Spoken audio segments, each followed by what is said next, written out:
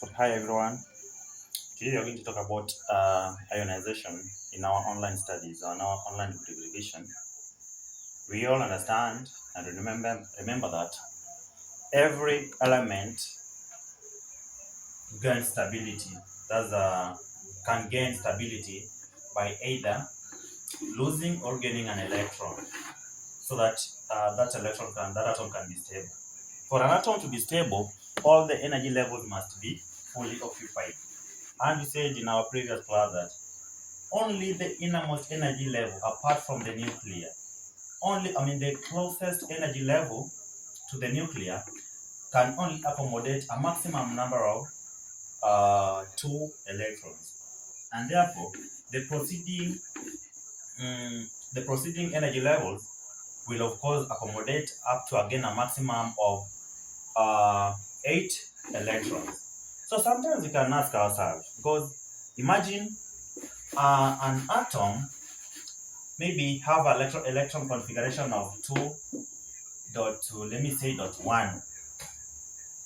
That's for the lithium in case.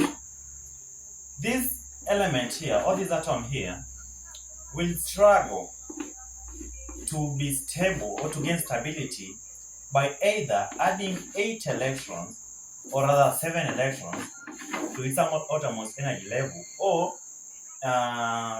releasing this outermost energy level, that's 1 electron, so that it can so that the innermost energy level is what can be occupied.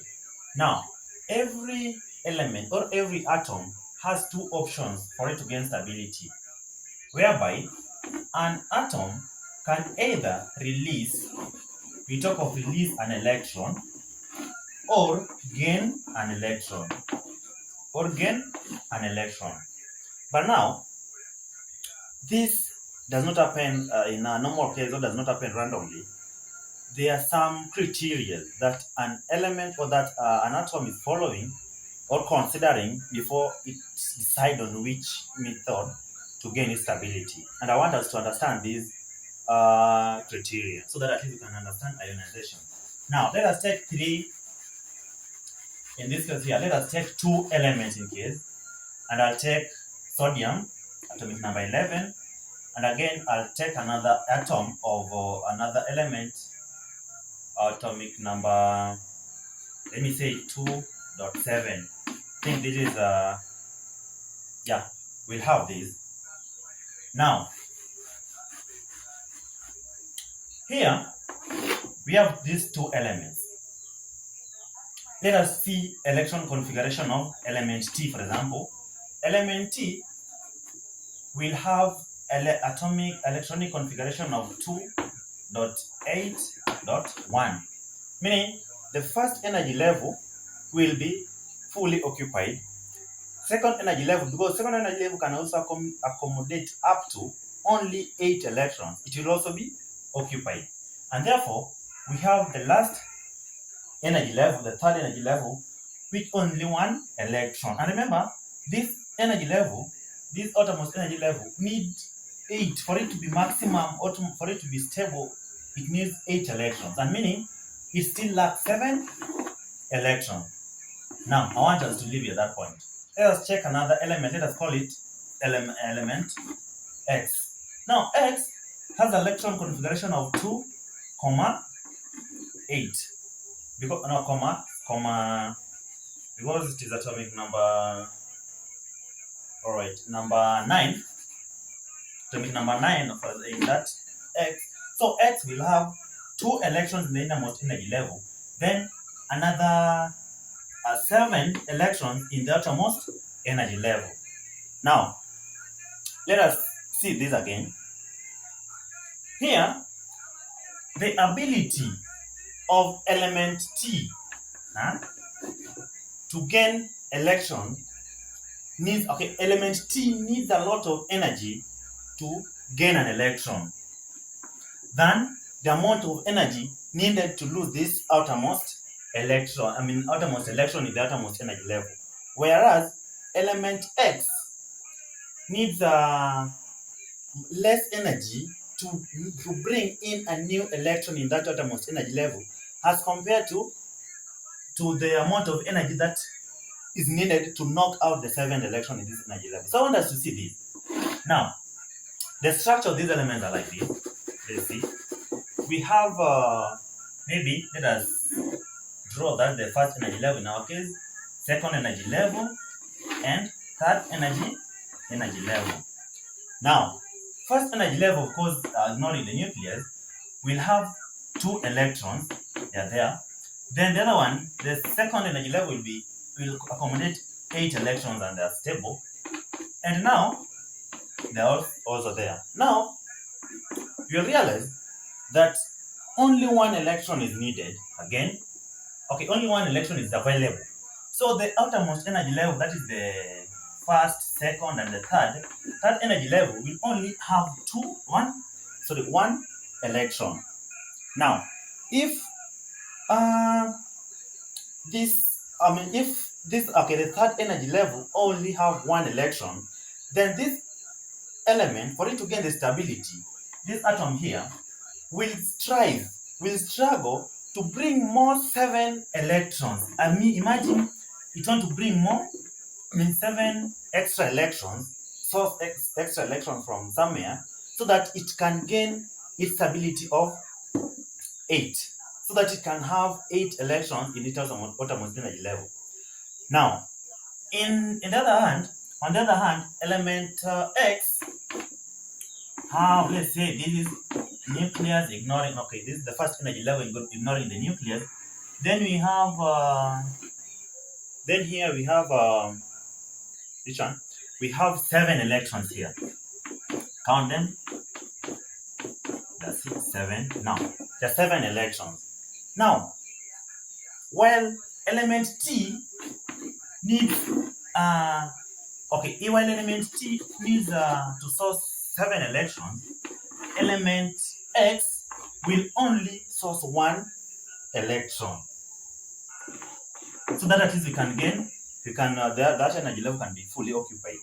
Now, what elements do, or during reactions, or when they're getting their stability, or during ionization, what happens is that, because here, let's compare the amount of energy needed to bring 7 electrons. Remember, electrons, of course, they are negatively charged, and here, in the outermost energy level, of course, they are negatively charged, and we also need another 7 electrons, of course.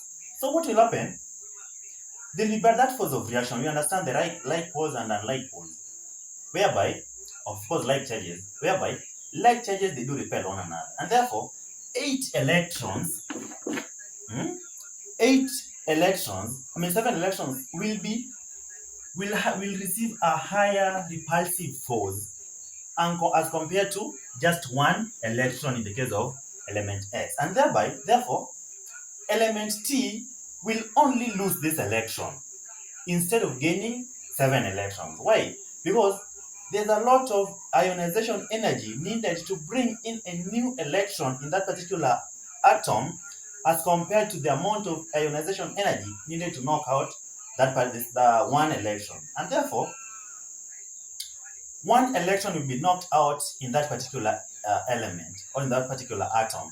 And therefore, what we'll have is this outermost energy level gone, because this electron is not there, has been knocked out. That's the common term. The chemistry term is knocked out. On the other hand, element X, because element X only needs 1 electron for it to gain the stability, for it to gain maybe for its outermost energy level to gain 8 electrons, of course, will only, instead of that repulsion here, the amount of energy needed to knock out 7 electrons. And remember, here to bring in 7 electrons, while here to knock out. Bringing in is meaning you take electron from elsewhere, maybe the other electron from of course, that particular compound.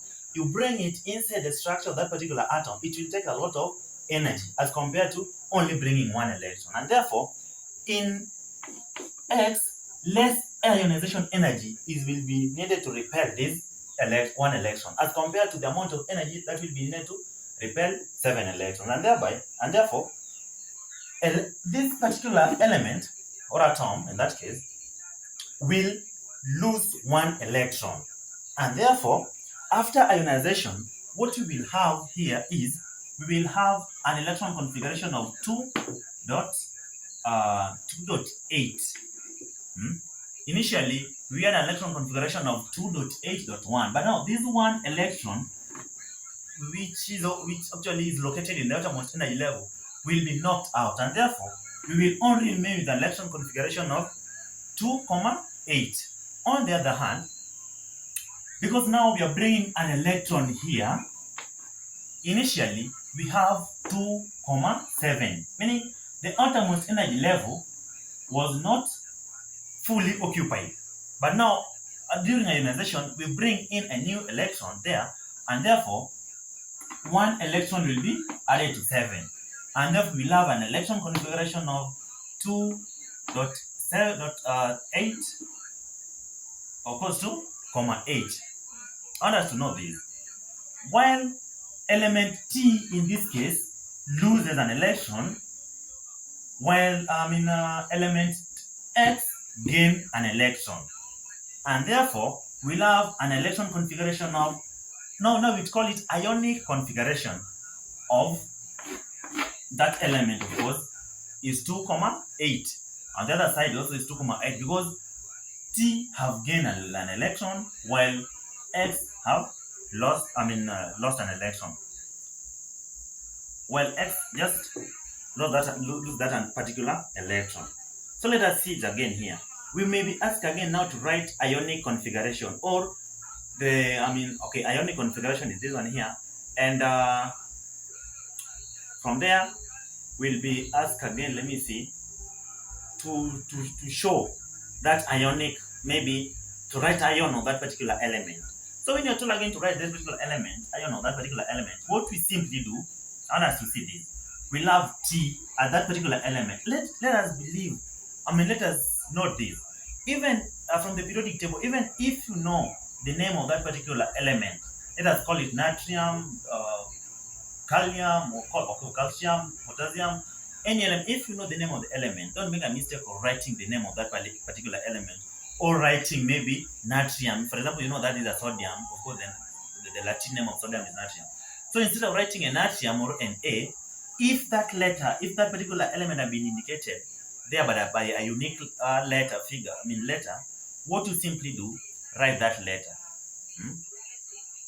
Just write that letter, and therefore we are going to write the ion formed in this case is T. And now, because this element have gained an electron, we are going to have lost an electron. I want to explain this. Element T have lost electron, and therefore what we have, we'll have, of course, plus there. I'm going to explain this. While on the other hand, we are going to have X with a negative charge.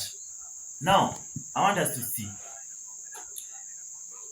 We know very well that the nuclear, the number of protons in the nuclear are the same as the number of electrons in the energy levels in that particular element.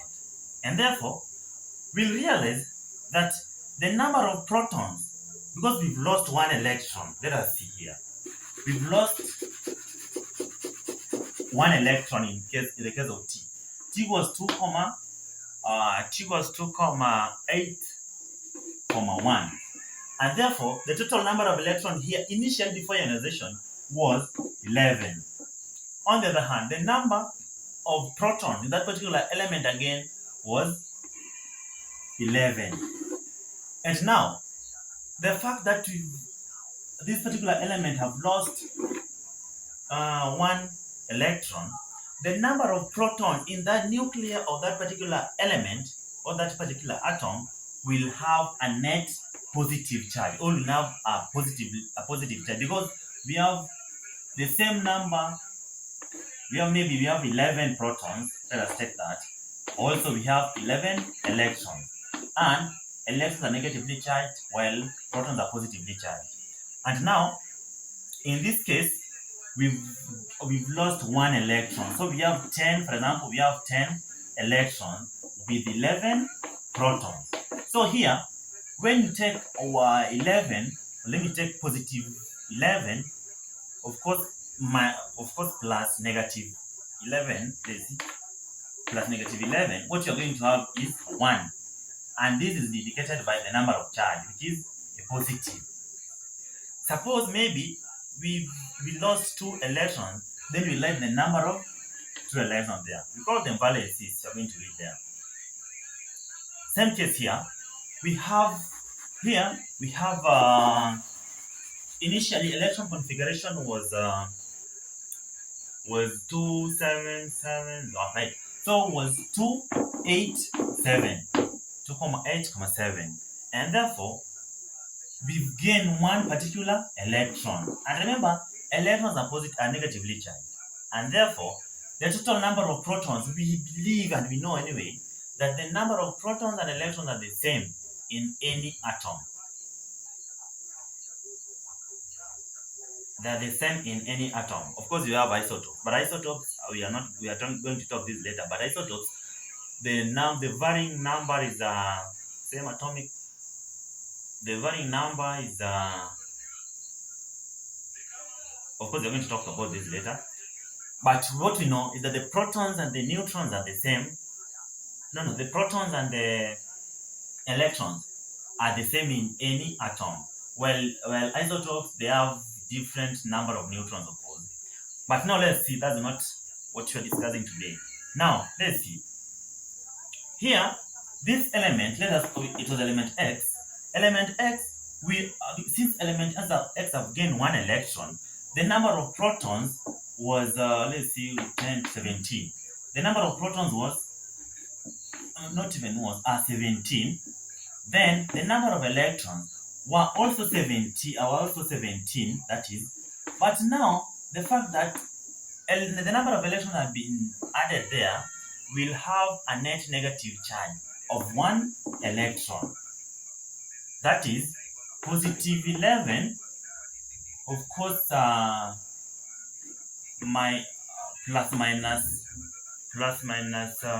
course, 17 plus minus 18, what you get is, of course, negative 1. And that's why we have a net negative charge on that particular atom, or on that particular atom, that is.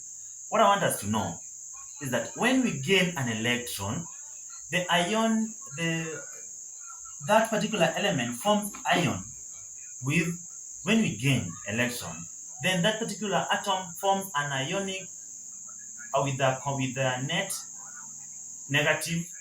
Of course, when we gain an electron, then we form a net negative charge on that particular element. What do I mean? When element T, of course, when element X gained 1 electron, then the net charge on that particular element is negative.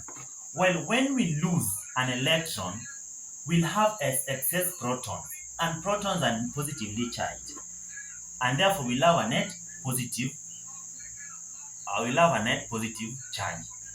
Let's not confuse this. When we gain an electron, we'll have a negative charge, because the electron gained will deviate the number, or will deviate the number between the protons and the electrons, and therefore the net charge that will be there is the number of electrons that had been gained in that particular element. While when we lose an electron, then we'll have an excess number of protons in the nucleus of that particular atom, and therefore the ion form will have a net positive charge, because the number of the protons will be excess as compared to electron, because we lost electron in that particular element. Now, tomorrow we are going to have revisions on this, some of the selected topics in chemistry, and of course tomorrow at around 4, we'll have an online revision. We are going to revise KCSE, of course, past papers. I want us to sample. I've sampled papers, and I want my students to be well conversant with these questions, so that they can easily tackle these questions. We're going to revise KCSE 2023, 24, opposed to 25. Then you're going to revise some selected national exam papers, not even national schools, that is. We are going to talk about to revise Kapsabet boys pre-mock. You're going to revise Butere. You're going to revise Butere. You're going to revise Mangu. You're going to revise Kanga. We are going to revise of course Mangu. Yeah? Then you're going to revise Alliance. So during your free time, join our class and have the best in your studies. Enjoy the rest of the lessons, and we also have our platforms, our online platforms. You can join them there, then you get our resources there. Thank you. See you tomorrow.